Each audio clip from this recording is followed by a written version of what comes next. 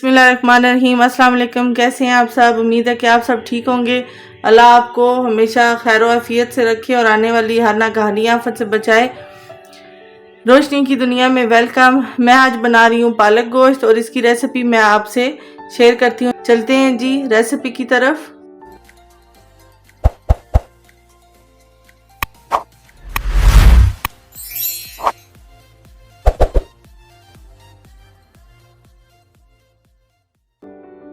मैं बना रही हूँ पालक गोश्त, जिसके लिए मैंने मटन ले लिया है 1.5 kg है तकरीबन ये। अच्छा, पालक मैंने ले लिए 3 गड्डियाँ। इसको मैंने बारीक काट के धो के अच्छी तरह बॉईल किया हुआ है। ये मैंने प्याज और ले लिया है लहसुन को मैंने छील लिया है। और ये अदरक को मैंने मोटा मोटा कूट लिया है। बहुत बारीक नहीं किया क्योंकि मैं कुकर में पकाने वाली हूँ, इसलिए कुकर में तो खुद ही बारीक हो जाएगी। अब मैं निकालती हूँ कुकर। ये जी अलमारी में पड़ा हुआ है मेरा कुकर, मैं इसे निकालूंगी और मैं इसमें अब सालन बनाना रखूंगी। ये देखें जी, गोश्त को मैं अच्छी तरह वॉश करके इसको कुकर में ऐड कर रही हूँ पकाने के लिए। मैं पालक गोश्त का सालन बना रही हूँ, आपको जैसे कि बता चुकी हूँ। गोश्त को अच्छी तरह हम वॉश करेंगे ताकि ब्लड अच्छी तरह इसमें से निकल जाए, बीच में ब्लड ना रहे, क्योंकि ब्लड वाला गोश्त तो बिल्कुल भी अच्छा नहीं बनता है। इसलिए मैं अच्छी तरह इसको वॉश कर रही हूँ। ब्लड इसका इसमें से निकाल देते हैं और फिर इसको वॉश करते हैं। 1.5 kg मेरे पास मटन है। मटन में मैं पालक गोश्त बना रही हूँ। घर का काम तो जितना भी बंदा करे ख़त्म ही नहीं होता, और बर्तन तो बिल्कुल भी ख़त्म नहीं होते। बहुत ही बर्तन जो है एकदम से जमा हो जाते हैं, इसलिए कोशिश करनी चाहिए कि बंदा साथ साथ वॉश करता रहे। पालक गोश्त में बहुत बड़ी बोटी भी अच्छी नहीं लगती, इसलिए मैं सारी एक एक बोटी चेक करूँगी और साथ ही इनको छोटा करके कुकर में ऐड कर लूँगी। ये वाला पानी भी मैं गिरा देती हूँ। पालक गोश्त खाने में बहुत ही मज़े का लगता है, बहुत ही टेस्टी डिश है ये भी।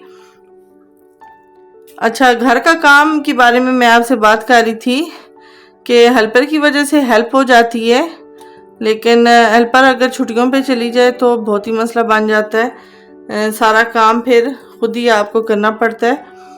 वैसे भी डिपेंड तो आप हेल्पर्स के ऊपर नहीं कर सकते, लेकिन ये कि काफ़ी हद तक हेल्पफुल होता है।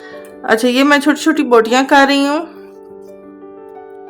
ये छोटी छोटी बोटियाँ बहुत छोटी भी नहीं कर रही, लेकिन मुनासिब साइज़ की। ये वाला जो मैं पार्ट है ये बीच में से साफ़ कर लेती हूँ। ये इस साइज़ की मैं कर रही हूँ, आपको नज़र आ रही होंगी इस साइज़ की। जो इस साइज़ से बड़ी बोटियाँ हैं मैं उनके सिर्फ पीस करूँगी, जो इस साइज़ की हैं उनके पीस मैं नहीं कर रही। अच्छा जी, ये अब हम इसमें डाल रहे हैं। अच्छा जी, गोश्त साफ़ करके मैंने कुकर में डाल दिए। इसमें मैं प्याज और लहसुन ऐड कर रही हूँ। इसमें सारा मैं ये ऐड कर दूँगी। अच्छा, अब मैंने जो अदरक को थोड़ा सा कूट लिया था मोटा मोटा, इसको मैं इसमें शामिल करूँगी। अदरक और लहसुन मटन हो या बीफ हो उसमें डालना बहुत ज़रूरी होता है। इससे जायका भी दोबाला हो जाता है और वैसे भी हाजमे के लिए भी बहुत अच्छा होता है। ये डालना बहुत ज़रूरी है। अच्छा, ये हमने डाल दिया है। अब हम इसको चूल्हे पे रखते हैं।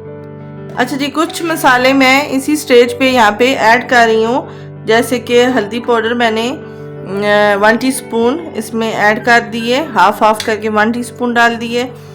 हम रेड चिली फ्लेक्स 1 टीस्पून डाल रहे हैं। अभी 1 टीस्पून ही रेड चिलीज डाल रहे हैं। 1 टीस्पून हमने साल्ट ऐड कर दिया। ये सब चीज़ें डाल के मैं इसको कुकर में गलने के लिए रखने लगी हूँ, और नेक्स्ट स्टेप हम इसकी बात करेंगे। अब मैं इसमें डाल रही हूँ पानी हमने इतना डालना है कि हमारा गोश्त जो है थोड़ा सा इसमें डिप हो जाए, अंदाज़न गोश्त गल भी जाए और पानी भी बहुत ज़्यादा ना हो। अच्छा, इसको मैंने अब पानी डाल के इसको मिक्स कर लेना है। इसको अच्छी तरह मैं डाल के ये मिक्स कर रही हूँ सब चीज़ें, ताकि अच्छी तरह ये पक जाए। ये देखें जी, अच्छी तरह मैंने इसको मिक्स कर ली है। अच्छा, अब मैं इस कुकर को करने लगी हूँ बंद, और मैं कुकर चला दूँगी 20 से 25 मिनट के लिए। मिलते हैं जी 20 से 25 मिनट के बाद। ये देखें जी हमारा कुकर चल चुका है, मैंने रख दिया चूल्हे पे और अब हम 20 मिनट वेट करेंगे।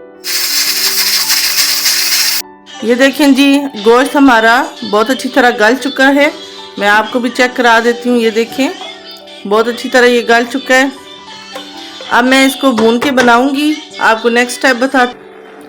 अच्छा जी मैंने ऑयल डाल दिया है इसमें। मैं अब ये मैंने 3 से 4 टमाटर कट कर लिए हैं।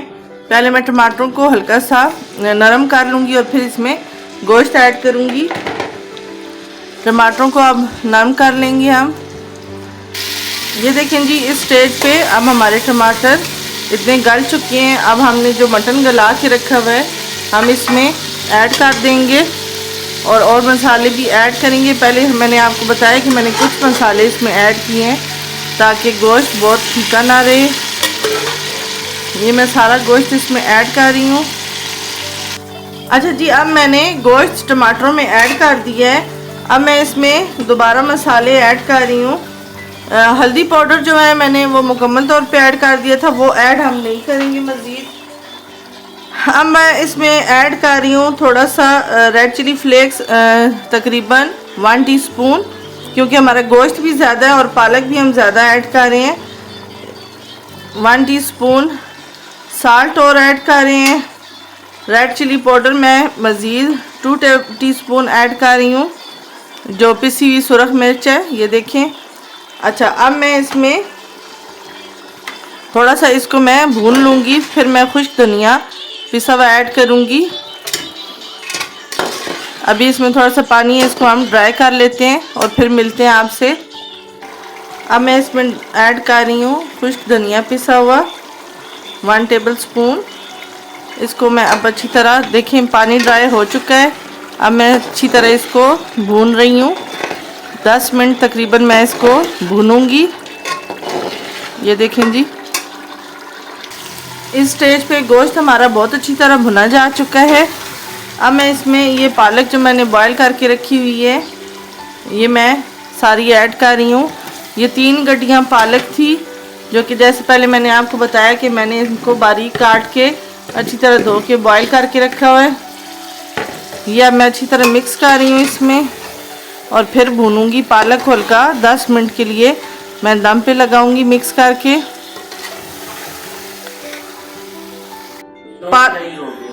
पालक अच्छी तरह मैंने मिक्स कर लिया। मैं 10 मिनट के लिए इसको दम पे रखूंगी। ये मैंने इसमें ग्रीन और रेड चिलीज़ ऐड कर दी हैं, ये टेस्ट को दोबाला कर देती हैं। अभी मैं इसको मज़ीद अच्छी तरह भून रही हूँ। अभी इसको मज़ीद ड्राई करूँगी। पालक गोश्त की रेसिपी बन के तैयार हो गई है। आप भी मेरे तरीके से बनाएं, इंजॉय करें और बहुत ही टेस्टी बना है। मेरे तरीके से बनाएं और फीडबैक ज़रूर दिया करें। यहाँ आज का व्लॉग और आज की रेसिपी यहीं तक थी। इंशाल्लाह नेक्स्ट वीडियो में मुलाकात होगी। तब तक के लिए अपना बहुत सारा ख्याल रखिएगा। अल्लाह हाफिज़।